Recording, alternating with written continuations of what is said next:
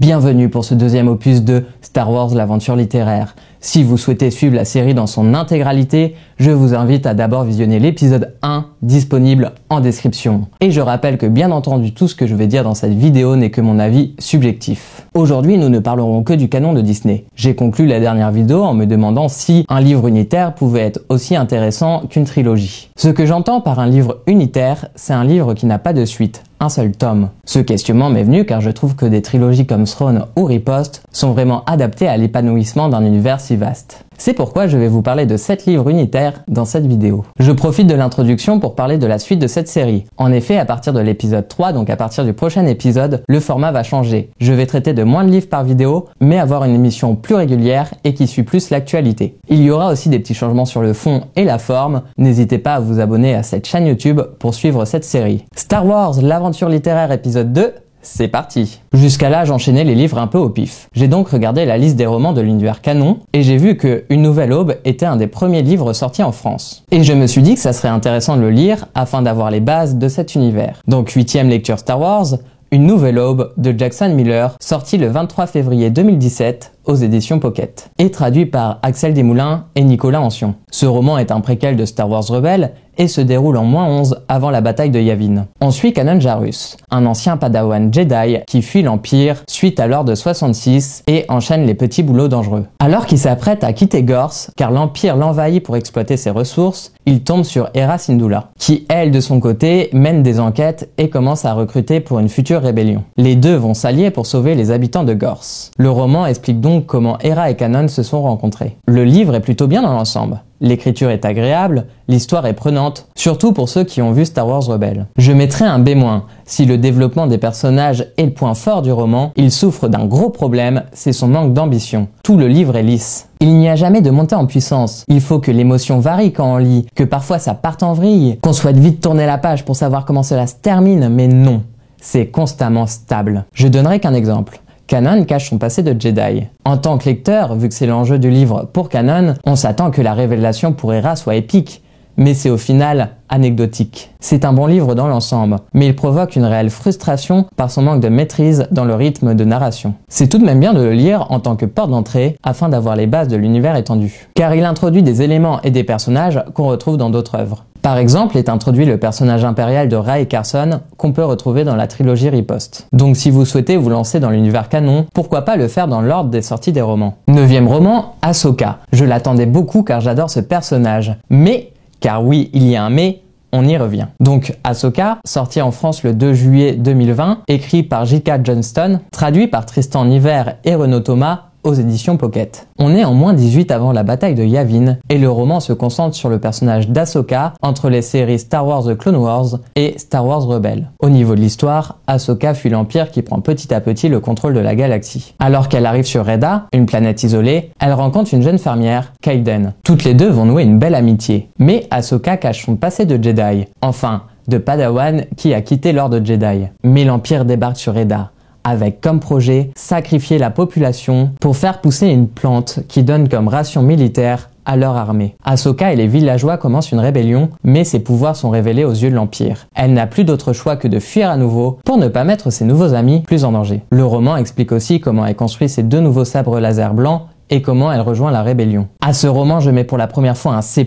Je pense qu'il manque clairement d'ambition et il est très décevant. Comme je l'ai dit, il y a un mais. Le roman fait 300 pages et les 200 premières sont d'un ennui mortel. Pourtant, les 100 dernières sont passionnantes. Tout s'enchaîne presque trop rapidement. C'est maladroit à cause des personnages secondaires. Ils sont trop peu caractérisés et je n'ai personnellement pas réussi à m'attacher. C'est maladroit aussi par la faiblesse d'écriture d'Ahsoka. L'auteur, pour caractériser Ahsoka, passe toujours par d'anciens événements de sa vie. Toujours liés à Anakin, Obi-Wan ou Yoda, en mode « eux ils auraient fait ça, ils auraient pensé ça ». Alors effectivement, cela permet une évolution du personnage, qui à la fin se détache définitivement de Lord Jedi pour prendre ses propres décisions et suivre ses propres règles. Mais cela sort totalement le lecteur du présent. De l'action, je n'adhère pas du tout, c'est très lourd et en plus c'est constant. Voilà, c'est un roman qui est sur un des personnages les plus appréciés de la saga, mais qui est malheureusement très décevant. Je vous conseille de le lire uniquement si vous êtes un grand fan du personnage. Après avoir lu Ahsoka, j'étais un peu perdu. Je ne savais pas sur quel roman enchaîner. J'ai donc encore une fois décidé de lire un des premiers romans sortis dans l'univers canon. Donc Tarkin, de James Luceno, sorti le 25 août 2016 aux éditions Pocket, traduit par Lucille Gallio et Marie Antilogus. J'avoue que j'étais très content de commencer ce livre. Le personnage de Tarkin dans les films dégage une autorité et un passé. Et oui, je pense qu'il y a énormément de potentiel. On retrouve donc Tarkin en -14 avant la bataille de Yavin. Pour la faire court pour ne pas trop spoiler, alors qu'on est dans les premières années de l'Empire, Tarkin va se faire voler son vaisseau par des rebelles d'avant l'heure, un vaisseau qui est à la pointe de la technologie. Alors que ces rebelles s'attaquent à des structures impériales, Vador et Tarkin vont les traquer et mener l'enquête. Le roman raconte comment Tarkin devient Grand Moff, il y a aussi des flashbacks sur sa jeunesse et son éducation à la dure. Je mets au livre la note de B+. Alors je vais être contradictoire, mais il est vraiment passionnant, le personnage est bien développé, mais bordel, qu'est-ce que c'est chiant. Je m'explique, en fait le livre est très difficile à lire, car l'auteur, qui oui a une très belle plume, il fait à chaque idée énormément de descriptions sur les lieux, explore les souvenirs de Tarkin, donne des anecdotes historiques, ce qui fait que je me perdais régulièrement en mode « Mais attends, c'était quoi l'idée de base ?» Je vais donner un exemple concret au chapitre 6 qui fait 18 pages. 1. Début du chapitre. Tarkin débarque sur Coruscant car il a été convoqué par l'empereur. 2. Tarkin marche et discute avec un conseiller de l'empereur. Petite pensée sur son travail de ces 3 dernières années et aussi sur les nouvelles modes architecturales de Coruscant. 3. Un militaire arrive et une nouvelle discussion s'engage. Il y a plein de sujets, le militaire lui demande par exemple de monter en grade, il parle aussi des nouvelles rumeurs au sein de l'Empire. 4. Arrivée de Tarkin à une sorte de conseil de général, présentation de ceci avec description. 5. Flashback numéro 1. L'Académie impériale et quand Tarkin rencontre pour la première fois l'empereur. 6. Flashback numéro 2 avec une longue description d'une mission qu'il a réalisée avec des Jedi, au temps de la République, 10 ans avant la guerre des clones. 7. Réflexion autour de la politique et des décors du palais. 8. Retour et fin de la réunion. Et encore, je vous ai dit que les 8 grandes étapes. Je ne vous ai pas parlé de toutes les petites réflexions, digressions, et tout ça en 18 petites pages. Ça semble peut-être rien pour vous, mais pour moi ça veut dire beaucoup.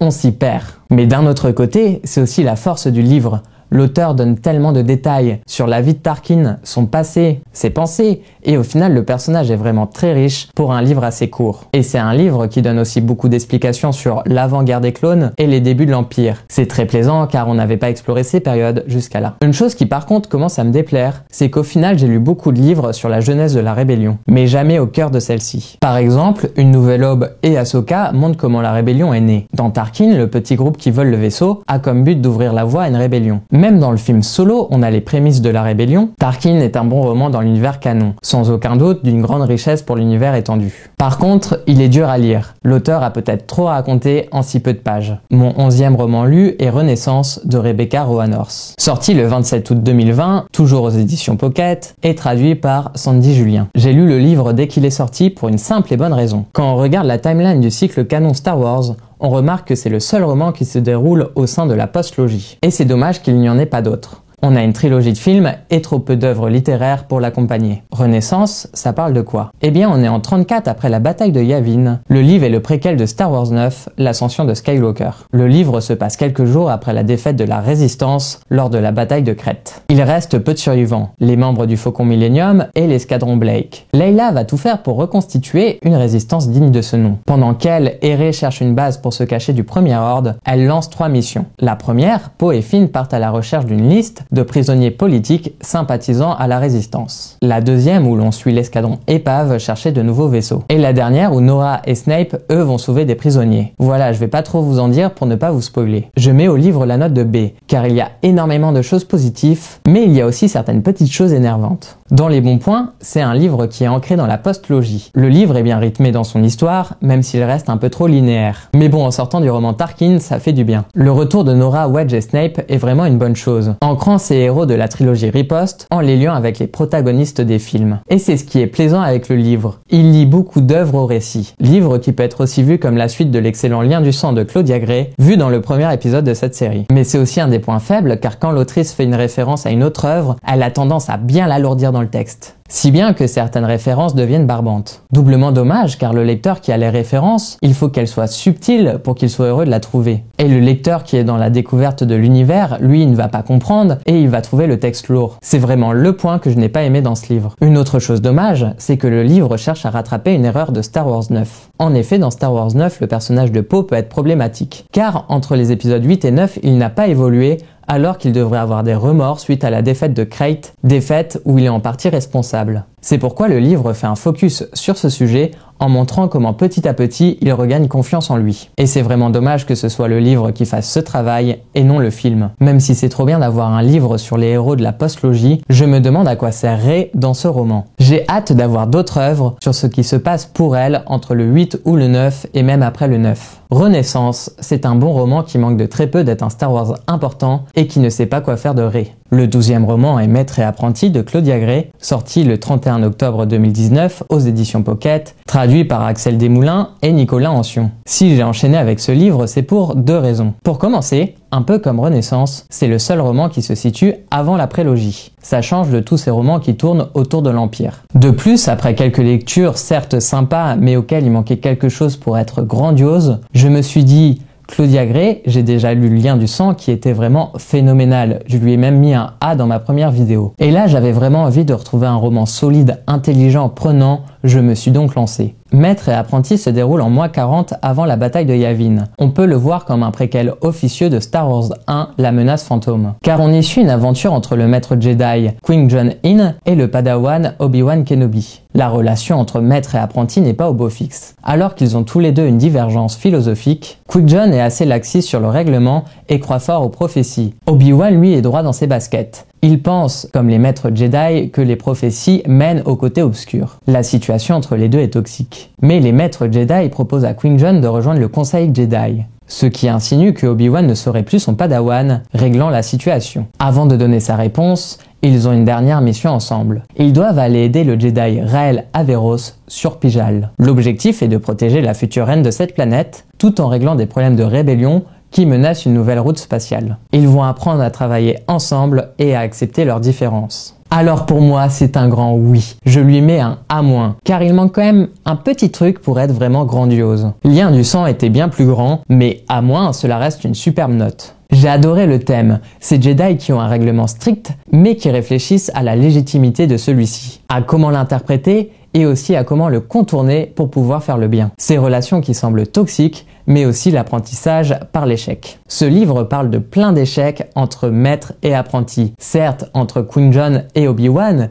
mais aussi entre Dooku et ses padawans, et aussi de l'échec de Averross face à sa première apprentie, échec qui l'amènera à faire ses mêmes erreurs avec la future reine qu'il a sous sa protection. Tous ces échecs vont construire Qui-Gon pour qu'il apprenne et devienne un bon maître. J'adore ce thème, l'apprentissage par l'échec. Au-delà du thème principal, il y a une réelle plume, une intelligence dans l'écriture et une réflexion sur les films. Par exemple, quand l'autrice parle du côté obscur, c'est bien moins manichéen que dans la majorité des œuvres Star Wars. Elle dit qu'il fait partie de la nature et que de nombreux Jedi s'en approchent. Il y a aussi un réel discours sur les combats de sabre laser au sein des trilogies. Juste avant qu'il ne quitte la pièce, son maître déclara « Tu m'as demandé pourquoi je t'avais maintenu au mouvement de base du sabre laser au lieu de t'entraîner à des formes de combat plus avancées. Parce que beaucoup de padawans et de chevaliers Jedi d'ailleurs, oublient que la technique la plus élémentaire est la plus importante, la plus pure, celle qui a le plus de chances de protéger au combat, est le fondement de toutes les connaissances à venir. La plupart des apprentis veulent se précipiter vers des styles de combat plus impressionnants ou plus ésotériques, et la majorité des maîtres les laissent faire parce que nous devons tous finir par trouver nos formes préférées. Mais je voulais que la technique soit ancrée en toi. Je voulais que tu comprennes si bien les mouvements de base qui te soient instinctifs, que tu deviennes presque intouchable. Et surtout, je voulais te donner la formation dont tu avais besoin pour accomplir tout ce que tu aurais décidé de faire plus tard. Pour moi, dans ce paragraphe, il y a un débat sur les combats au sabre laser, entre la prélogie qui sont très chorégraphiés mais ont peu de sens, contre les combats de la trilogie originale qui sont d'accord, très simples, mais sont lourds de sens. Pour finir, je parle d'intelligence d'écriture. Je vais vous lire une autre citation, page 398, pour vous montrer que le livre est très bien écrit et que la réflexion et le questionnement sont au centre du texte. Tout au fond de lui, il se demandait parfois s'il arrivait que certaines personnes croient par pure conviction, ou si les gens ne croyaient que ce dont ils avaient besoin pour continuer de vivre. Maître et apprenti est un excellent roman dans l'univers Star Wars, et j'ai hâte de lire de nouveaux livres de Claudia Gray. Le 13e roman lu est Battlefront Twilight Company de Alexander Fred, sorti le 3 novembre 2015 aux éditions Pocket et traduit par Sandy Julien. J'avoue qu'il n'y a pas de raison particulière sur le comment du pourquoi j'ai enchaîné avec ce livre, même s'il m'attirait un petit peu car il semblait que c'était un roman de bataille pur et j'en avais pas encore lu jusqu'à là. Sans trop le chercher, j'arrivais pas trop à le trouver en magasin. jusqu'au jour où je l'ai chopé et donc je l'ai lu. Le roman est l'adaptation du jeu vidéo Star Wars Battlefront sorti en 2015. Pour avoir joué à ce jeu à l'époque de la sortie, bon, il était bien, mais il manquait cruellement de contenu. Pour en revenir au roman, j'ai vraiment détesté. J'ai trouvé ça nul et je mets la note de C-, avec 2 mots pour résumer, lourdeur et inutile. Pour commencer, le point négatif le plus évident, je trouve que l'auteur n'a pas su écrire les passages de bataille. C'est très simple, c'est un livre qui est censé se centrer sur une unité spéciale de la rébellion, la Twilight Company, qui est une unité d'élite qui frappe vite et fort. Il y a dans le roman beaucoup de batailles, je dirais plus de 10, et dès qu'il y en a une, on ne comprend plus rien. Parfois, je devais lire 2-3 fois pour bien m'imaginer la structure de la bataille, et c'est quand même embêtant pour un livre qui est censé parler de bataille. La deuxième chose énervante, c'est qu'en regardant la structure qui est en 3 actes, assez classique, elle a tout pour bien fonctionner. Avec comme partie 1, la bataille d'Hydorail Prime. Cette bataille permet d'introduire les personnages principaux, dont Namir qui est au centre du livre, ainsi que le fonctionnement de la Twilight Company. Ainsi, à la fin de cet acte, arrive l'élément déclencheur, l'arrestation d'une impériale, Chalice, qui devient un atout par les informations qu'elle détient. La deuxième partie, c'est la bataille de Hoth. Le chef de la compagnie Hurleur ainsi que Namir et Chalice se rendent sur Hoth, afin que Namir aide à fomenter un plan contre l'Empire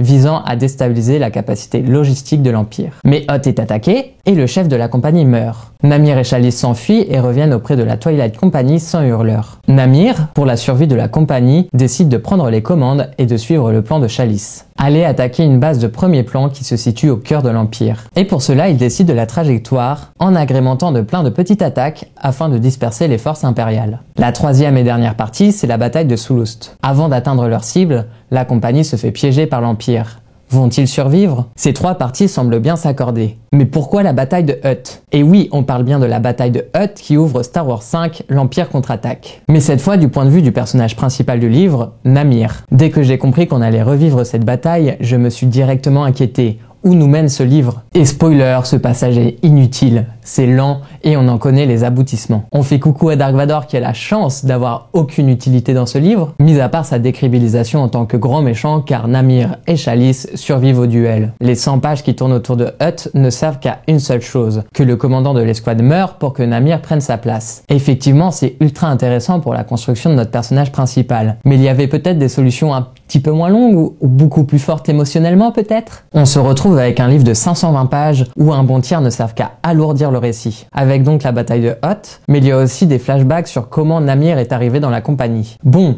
même si le passage où il s'est fait recruter par la compagnie est bien écrit, cela reste intéressant mais cela apporte rien à la construction du personnage. Tous ces flashbacks alourdissent sans rien amener, à ajouter que cela ouvre le livre. Donc au début j'ai eu du mal à comprendre, j'étais un peu perdu. Pareil, certains chapitres sont réservés à Tara, une Stormtrooper. Autant vous dire qu'on a l'impression que c'est juste pour checker un cahier des charges. Car là, c'est à peine si l'arc narratif est conclu et s'il a le moindre intérêt. C'est plutôt l'auteur qui dit « passage avec les Stormtroopers », c'est fait. C'est rare que je me dise ça car d'habitude c'est une réflexion que je n'aime pas vraiment, mais ce livre de 520 pages est bien trop long. Il aurait gagné à en faire 300. Lourdeur aussi dans les descriptions, dans l'écriture de chaque phrase. Il y a un nombre incalculable de détails et c'est tout le temps. Et le problème c'est qu'à tout détailler en passant du coq au vin, on perd le lecteur. Par exemple, aux alentours de la page 100, il y a la bataille de Koyarti. C'est un petit commando, il y a 4 soldats donc normalement c'est facile à comprendre. Et justement, à des moments je ne comprenais plus rien. Mais c'est qui déjà qui est sur le terrain? Ah lui il est humanoïde en fait. À chaque affirmation que l'auteur fait, tout ce que je pensais savoir du chapitre et du livre est remis en question. Si dans Tarkin les détails est une force, ici c'est catastrophique. Autre lourdeur qui nous sort totalement du texte, c'est tout ce qui nous renvoie à notre imaginaire terrien. Le livre est terrien centré, c'est-à-dire qu'on ressent que le narrateur vient de la Terre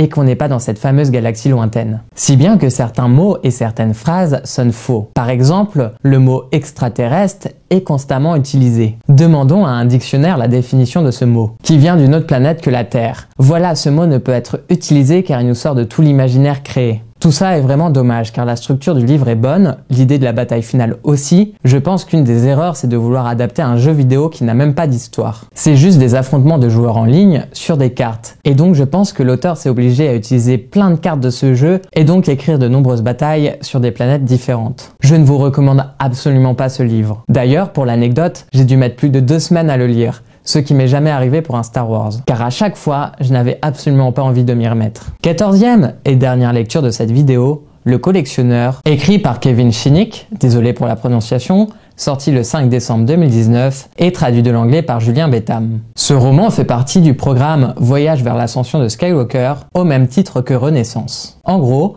avant la sortie des Star Wars 7, 8 et 9, il y avait un certain nombre d'œuvres qui sortaient quelques mois avant afin de préparer la sortie en salle. Si j'ai lu ce livre, c'est qu'après le pavé bien nul Battlefront, j'avais besoin d'une lecture plus courte, plus légère. On est en 34 après la bataille de Yavin, et donc peu de temps avant Star Wars 7, le retour de la Force. En réalité, le livre apporte peu à Star Wars 9, mais il fait très bien le lien entre les deux premières trilogies et la postlogie. Pour résumer grossièrement, c'est l'histoire de Car, un jeune qui n'est pas comme les autres car il est sensible à la force. Alors qu'aucun de ses proches le comprend, il part à la recherche d'objets ayant appartenu à des Jedi pour comprendre qui il est. On est donc à la fois dans un récit initiatique, mais aussi dans un roman original dans l'univers Star Wars. Car il est aucunement question de bien, de mal, de bataille et de géopolitique, mais d'un jeune qui se demande qui il est. Il est à la recherche d'objets par rapport à son pouvoir, car en effet, quand il touche un objet, il a comme vision des flashbacks de ce qu'a vécu cet objet. Ces flashbacks permettent de faire des liens avec les films car on revit certaines des scènes. Je mets au livre un B+.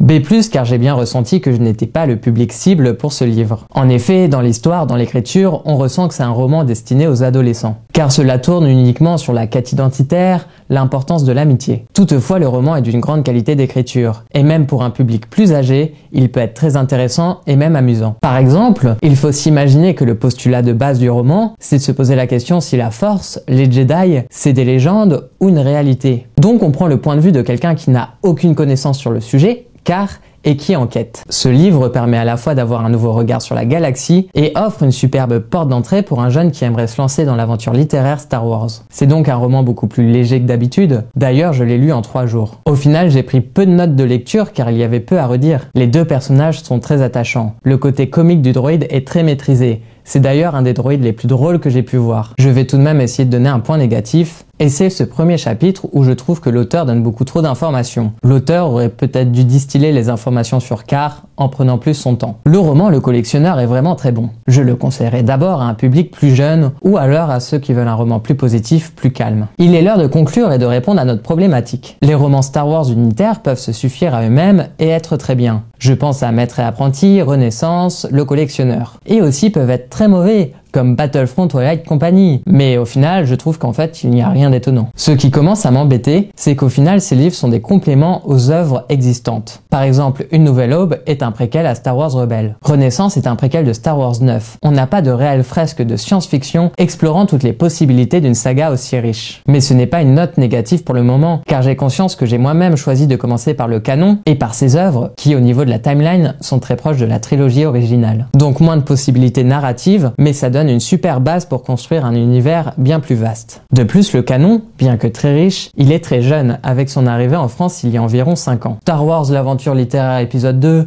c'est fini pour aujourd'hui. N'hésitez pas à laisser un pouce en l'air et à partager la vidéo. Et pour ceux qui veulent parler des romans Star Wars, on se retrouve en commentaire. À bientôt sur les internets.